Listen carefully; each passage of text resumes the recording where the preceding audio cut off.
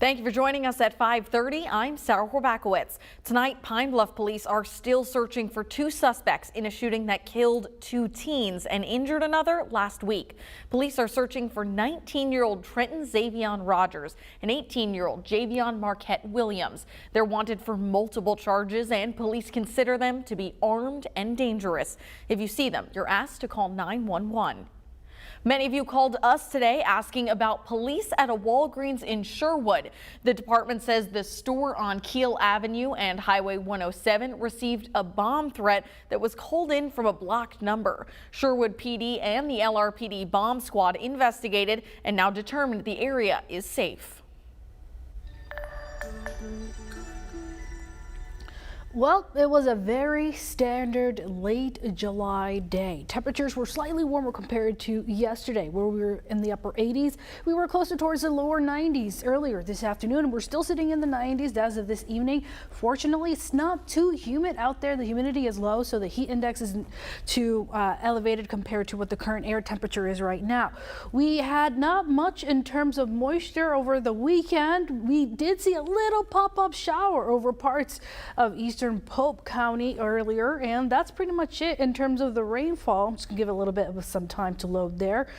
And that's about it. Not a lot of rain to talk about over the next few days for sure. Tonight, it's going to be mostly clear and mild. Many locations seeing temperatures in the low 70s to upper 60s. Warmer though for your Monday. We'll be nearing the mid-90s. Still a beautiful sun-filled day, but this is going to be it's kicking off a pretty hot stretch of weather coming up for us into the new week. We'll have the details coming up. Well, this summer's historic heat wave is only expected to get worse, with about 230 million people expected to feel 90-degree or above temperatures by Wednesday. Christian Benavidez reports from Miami. Sweltering and unrelenting. More than 110 million people experiencing severe high temperatures Sunday. The predicted highs across the Southwest in the triple digits. South Florida is under an excessive heat warning for the third time in a week. Under this warning, conditions can potentially be very dangerous and even cause a deadly heat stroke, even with limited exposure. Extreme heat is driving up energy use too. Arizona's power grid operator told CBS News they're marking 7 days in a row of the highest customer electricity use ever. The heat has been unrelenting in our community. Kate Gallego is the mayor of Phoenix, where temperatures have reached over 110 degrees for a record 24 days in a row. To anyone who has to work outdoors, we appreciate what they're doing and we're urging them to be careful. More than 3,500 temperature records have been set this month alone in the U.S., and the extreme weather is being felt across the world, with July poised to become Earth's hottest month in at least the last 6,500 years. Christian Benavidez, CBS News, Miami. And as many of us know, it doesn't take a lot to lose energy and get overheated when it's this hot. So what you eat and drink can impact those energy levels throughout the day. Experts say in high temperatures like we're seeing now, it's important to remember what you're putting in your body so the heat doesn't get the best of you. One doctor says hydration is key, but it should be water or electrolyte drinks, not just caffeine. And it's not just what you consume, but how much.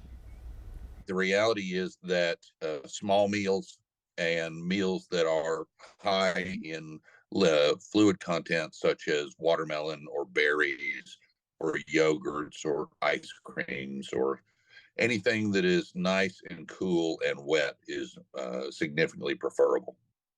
Big meals tend to make you feel a little bit more tired because your body's working harder to digest it. Snacking throughout the day can be one of the best things to do if you plan on spending a lot of time out in the sun.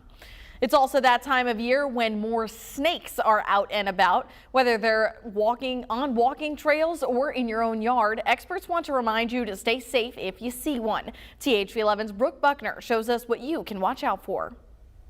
A lot of people like to enjoy the outdoors in the summertime, but many would prefer to do that without seeing a snake. Several people online say they've seen snakes on this Mills Park walking trail recently, and one expert says it's a reminder to pay close attention. They're oftentimes trying to survive out there in the woods, and so just leave them alone, play it safe, Don't bother them, and typically they don't bother you. But sometimes they come too close for comfort. University of Arkansas wildlife specialist Becky McPeak says one of the best things you can do is educate yourself on which snakes are venomous. So I encourage everyone just to take a few minutes, memorize those color patterns. McPeak says we have 6 venomous snakes in Arkansas. The most common are copperheads, cottonmouths, and timber rattlers. I know it's easy for me to say, but don't be afraid of snakes because oftentimes they're trying to flee from you. And they tend to be found near water or in cooler areas during this heat. This time of year, it's very difficult for them to find prey because a lot of the prey are going to be looking for water sources. And they're usually looking for rodents. We don't need a lot of mice and rats. So in many ways, these snakes are actually doing a great number of benefits for us. But at the same time, they can be deadly, although the CDC says it's rare. If you or your child get bit by a venomous snake, immediately go to the hospital. But to prevent a snake encounter altogether, she says pay extra attention to what's around you. In Bryant, Brooke Buckner, THV 11 News. And a reminder, according to Arkansas Game and Fish, it's illegal to kill snakes in Arkansas unless they pose an immediate threat to people, pets, or property. All across the state, pine trees are dying, and experts believe a mystery illness may be to blame. All these dead trees are putting lives and homes at risk, while also threatening a key part of our state's economy. We are detectives. We're detectives in this mystery. We're trying not to eliminate anything. We're considering all the environmental factors. Tonight at 10, THV 11, Scott Cover takes a closer look at the race to save our beloved state tree, the loblolly pine. And a familiar face was back in Central Arkansas today. With the first day of school just around the corner, Bobby Portis held a backpack giveaway this afternoon. The former Razorback and current Milwaukee Buck has held the event the past few years. It always takes place at a bowling alley, and this year's was at the new Main Event Center off Shackleford. He partners with his mom and the Single Mom Foundation to give back to the community. And it's always cool just to get back to the city where I'm from. The community that supported me my whole life, not just in my NBA career, but through high school, through middle school, through college as well. And it's a journey. So being able to get back to this community that I love dearly is always important to me. This year's was shortened from its usual weekend of festivities to just the one afternoon, so Portis can join Team USA this summer. 2020 was certainly not an easy year with schools and businesses closed because of the pandemic, so you may have taken on a new hobby while at home. Well, tonight, THV 11's Jalissa Garza shows us how one person's hobby turned into much more. I think the speed might be the issue. 16-year-old Ananya Dante is like any other teenager. When she's not busy with school, she has hobbies she enjoys. One is making jewelry. So that's just kind of like the beads that I pick from. One of my favorite parts about it is being able to take kind of things I found around the house, such as these game pieces, and turning them into jewelry that people can wear. So giving old things a new purpose. She started making jewelry in 2020 when there wasn't much to do other than stay home. I've always been into arts and crafts since I was younger. So I really just was kind of looking for different creative things that I could do. Eventually, she decided to sell the pieces she was making, starting her online business, Creations by Ananya.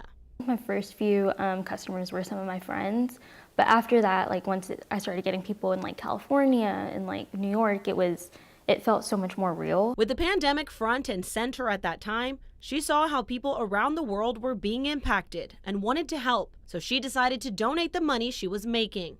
Dancers in India lost their livelihoods because they were in lockdown, and so they were taking donations to buy them groceries. So that was kind of my first project that I did. She wanted to do more, so she created a nonprofit called Help to Inspire. Through her nonprofit, Ananya is able to work towards closing educational gaps. So I sponsored 2 girls' educations in they're kind of in the rural part of India, so they get to go to a proper school. And healthcare ones too, by working with other nonprofit groups in India. We donated a complete blood count machine so that they could do testing, and so they run a couple of free camps a month. She plans to continue using jewelry as a way to help those who need it most. It's clear to me that you can take something small, something at home, and just turn it into something a lot bigger than yourself. In Little Rock, Julissa Garza, THV 11 News.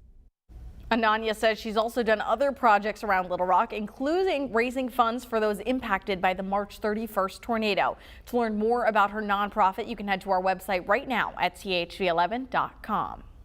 Still ahead tonight, scientists are blaming El Nino for the weather we're seeing across the country. When we come back, we're going to verify what happens during a weather event like this. But first, Corrales, what do people need to know for the rest of their weekend? I know we got to enjoy some brief relief from the intense heat that we saw last week. That was really impacting a good portion of the nation. Well, that's going to be making a return heading into the new week. More of this intense heat once again. I'll have a look at those numbers and what else is in store for your week ahead coming up.